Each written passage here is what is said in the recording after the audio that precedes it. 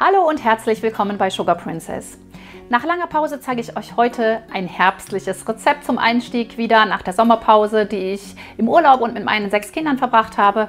Ich zeige euch heute eine schwedische Apfeltorte in veganer Version, das heißt ohne Eier und ohne Milch. Sie schmeckt allen genauso gut wie eine in Anführungszeichen normale Torte. Ihr müsst es einfach mal ausprobieren. Ihr könnt dann damit auch die Leute beglücken, die halt auch keine Eier vertragen oder keine Milch vertragen. Und für die Umwelt ist es auch noch was getan. Also alles perfekt. Ich zeige euch jetzt die Zutaten. Wir brauchen für den Boden 100 Gramm Zucker, ein Päckchen Vanillezucker, 150 Gramm Mehl, etwas Backpulver, 12 Gramm ungefähr, 175 Milliliter kaltes Wasser und 50 Milliliter neutrales Öl. Das kann Rapsöl oder Sonnenblumenöl sein. Dann für die Füllung brauchen wir 1 Kilogramm säuerliche Äpfel. Die können auch direkt vom Feld sein oder vom Bauern. Am besten Boskop oder so eine ähnliche Sorte, die man eigentlich eher nicht als Tafelapfel nimmt, sondern eher wirklich nur zum Backen. Dann brauchen wir die Zitrone und zwar den Saft davon und da können wir die Schale auch vorher abraspeln und mit in den Teig geben. Dann benötigen wir 250 Milliliter Wasser, 150 Gramm Zucker und 2 Packungen Vanillepuddingpulver. Für das Topping benötige ich jetzt hier 200 Milliliter Schlagsahne, Schlagcreme, ist das hier in dem Fall eine vegane Schlagcreme, etwas Zucker und etwas Sahnesteif. Und natürlich, was noch fehlt, die Raspelschokolade oder der Zimt. Das Rezept ist übrigens ein Rezept vom Foodblog Kaffee und Cupcakes, den ich euch unten in der Infobox auch verlinken werde, damit ihr das Originalrezept auch mal anschauen könnt. Ich backe den Kuchen genauso nach. Das Einzige, was ich machen werde, ist wirklich den Zitronenschalenabrieb noch mit in den Teig geben. Das ist eine kleine, klitzekleine Abwandlung und man kann statt der Sahne obenauf auch Frischkäse verwenden, wenn man das lieber mag. Für Veganer dann auch einfach den veganen Frischkäse nehmen auf Mandelbasis. Das schmeckt auch super toll. Jetzt legen wir los und zwar erstmal den Ofen auf 180 Grad Ober-Unterhitze vorheizen und dann können wir uns auch schon den Boden anrühren. Das Ganze ist ausgelegt für eine 26 cm Springform und da solltet ihr einfach den Boden mit Backpapier bespannen und die Seiten etwas einfetten mit Margarine oder mit etwas Öl. Für den Boden brauchen wir einfach nur einen Schneebesen, keine Küchenmaschine, das ist auch noch toll. Wir vermischen erstmal die trockenen Zutaten, das Mehl, den Zucker, das Backpulver und den Vanillezucker. Und nicht zu vergessen eine Prise Salz natürlich, die habe ich jetzt nicht genannt, aber die gehört natürlich damit rein. Mit dem Schneebesen miteinander. Das wird dann schön luftig. Wer möchte, kann es auch noch sieben, zumindest das Mehl und das Backpulver, damit einfach wirklich richtig schön Luft reinkommt. Aber wir haben auch genug Backpulver und da kann nichts schief gehen. Jetzt gebe ich noch meine Zitronenschale mit in den Teig. Das finde ich dann besonders lecker. Und so habe ich auch die Zitronenschale mit verwendet und muss sie nicht wegtun. Und wenn ich jetzt nicht alles verwende, dann mache ich das immer so, dass ich mir den Rest noch auf ein Tellerchen abreibe und trocknen lasse. Und so habe ich immer meine eigene Bio-Zitronenschale. Und ich verwende jetzt auch nur die Hälfte der Zitrone und den Rest bewahre ich mir dann auf.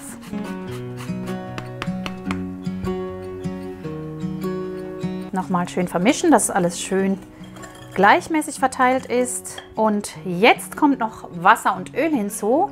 Und das wird nur gerade miteinander verrührt, nicht zu lange, sonst wird der Teig zäh. Das ist ganz, ganz wichtig bei veganen Teigen. Und dann kann das Ganze auch schon in den Ofen, also es geht auch super, super schnell. Wasser hinzu und Öl hinzu und das Ganze zügig verrühren und auch wirklich nur so lange und ganz locker, bis alles miteinander vermischt ist und dann kann es schon in die Form. Also ihr seht, das war jetzt nur ganz, ganz kurz und das reicht auch wirklich schon. Vielleicht noch ein-, zweimal mit dem Spatel durchgehen, weil sonst hier so ein bisschen was hängen bleibt. Einmal so rumgehen noch. Der Teig schmeckt schon super lecker und schon kann das Ganze in die vorbereitete Form gegeben werden.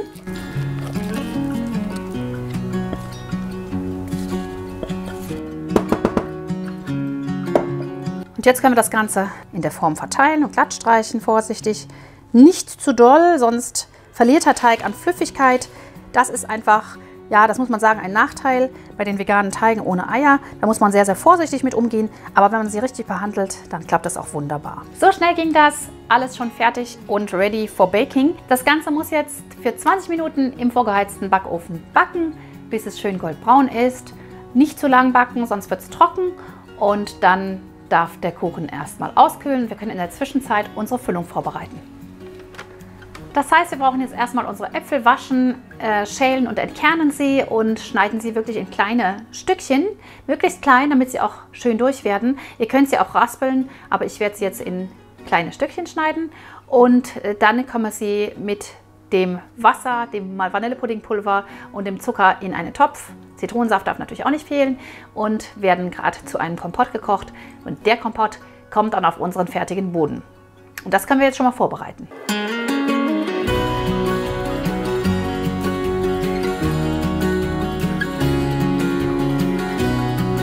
Also die Äpfel schälen und wirklich in ganz kleine Stücke schneiden. Ich sechzehntle die Äpfel und dann schneide ich sie so in Mini-Dreiecke. Und das ist dann so die richtige Größe, damit sie auch wirklich durch werden. Und dann ist noch ganz wichtig, wirklich die Zitrone drüber zu geben, damit sie nicht braun werden, bevor man sie weiter verarbeitet. Und auf diese Weise hat man dann auch eine schöne hellgelbe Füllung. Immer so ein bisschen drüber geben einfach gleich.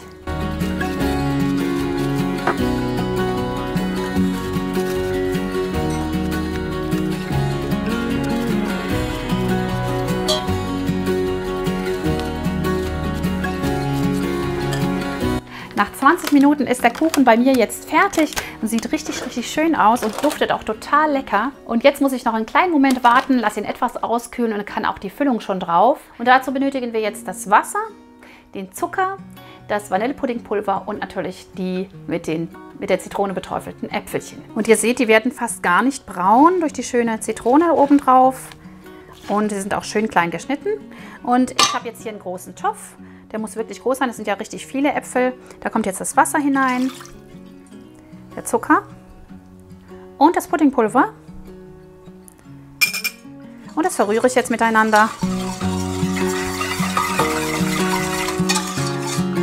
Ihr könnt den Pudding auch mit Hafermilch kochen oder mit normaler Milch natürlich, aber dann ist das Rezept natürlich nicht mehr vegan. Wenn das Ganze schön miteinander verrührt ist, dann können wir jetzt die Äpfel hinzugeben und das Ganze dann miteinander aufkochen auf dem Herd.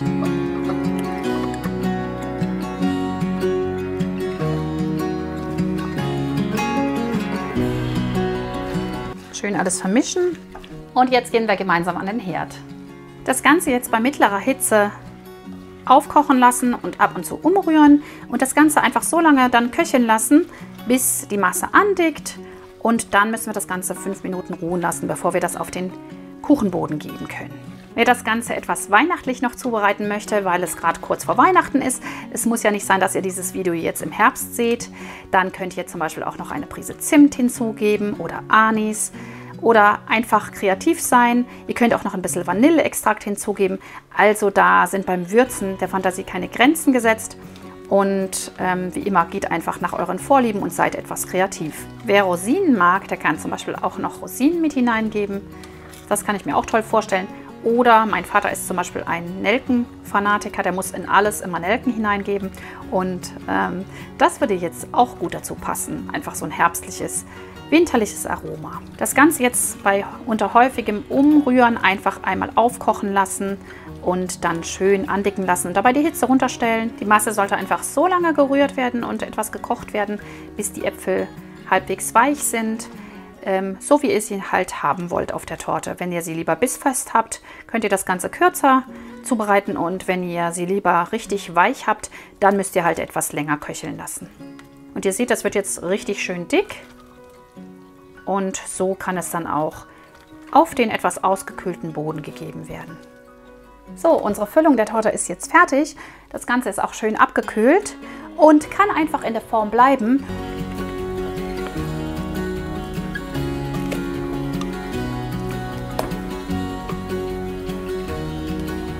So, das Ganze dann schön noch glatt streichen, natürlich. Am besten mit dem Spatel.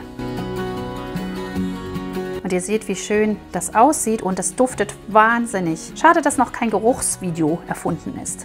Sonst werdet ihr jetzt echt genauso begeistert wie ich. Ganz wichtig, dass die Torte schön plan, glatt gestrichen ist, denn wir wollen ja nachher auch einen schönen Anschnitt haben. Ich lasse das Törtchen jetzt erstmal bei Zimmertemperatur hier auf dem Gitter auskühlen und dann stelle ich es in den Kühlschrank und zwar über Nacht und dann habe ich morgen überhaupt keinen Stress und kann das Ganze wunderbar fertig verzieren. Meistens ist es nämlich so, dass man irgendwie während des Backens nicht mehr so viel Lust hat und auch nicht mehr so viel Energie und es ist immer besser, ich kann es euch nur raten, den nächsten Tag zum Dekorieren zu verwenden. Es wird einfach immer besser, als wenn man es versucht, verzweifelt an einem Tag fertig zu kriegen.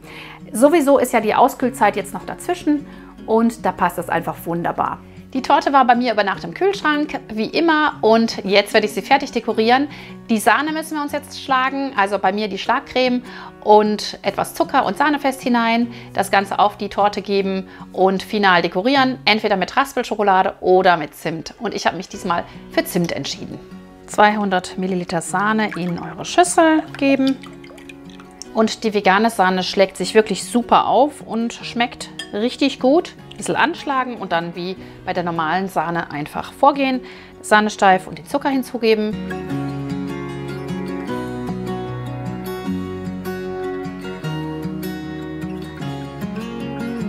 Und wenn die Sahne so schön fest ist, sie sollte wirklich richtig schön standfest geschlagen sein, dann könnt ihr sie auf die Torte geben. So sieht die Torte jetzt aus. Ich hole sie natürlich noch nicht raus, weil ich ja möchte, dass es hier oben auch noch einen glatten Abschluss gibt.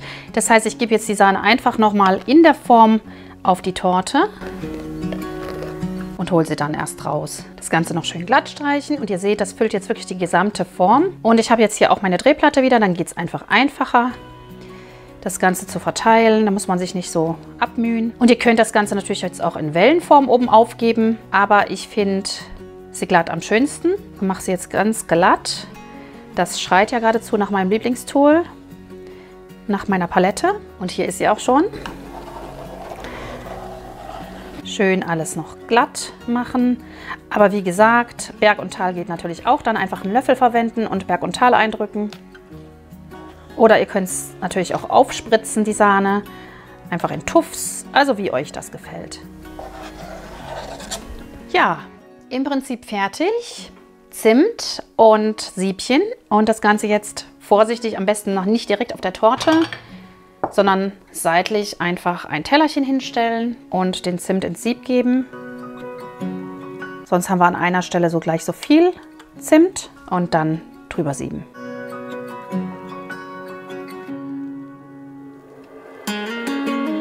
Das reicht mir so erstmal. Und jetzt können wir die Torte rausschneiden mit einem scharfen Messer.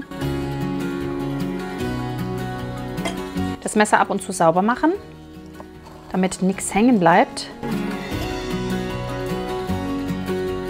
Und jetzt können wir unsere Form aufmachen, vorsichtig.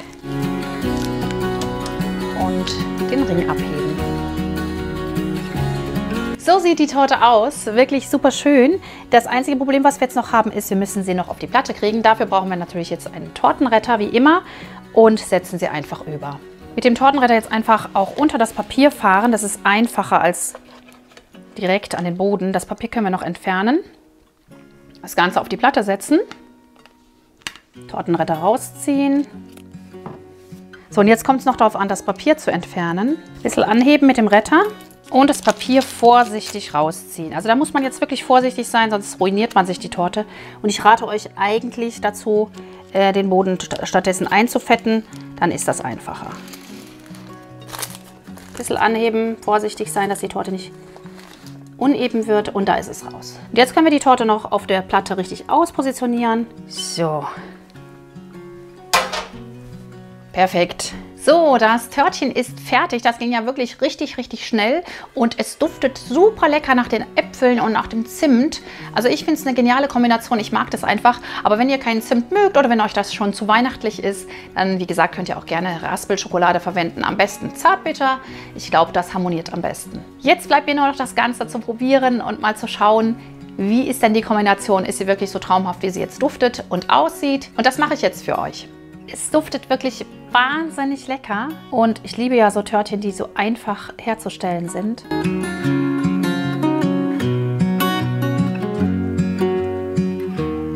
So schön sieht das Törtchen aus. Hier sieht man schön die verschiedenen Lagen, den fluffigen Teig, die Äpfel und die Sahneschicht. Gleich mal noch ein zweites Stück. Super lecker. Klasse.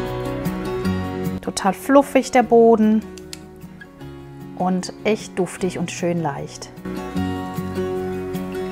Heute probiere ich leider wieder alleine. Jo ist noch nicht von der Schule zurück und der Kuchen ist wieder so schnell fertig gewesen, dass es einfach noch zu früh ist und warten will ich jetzt auch nicht mehr. Deswegen probiere ich jetzt.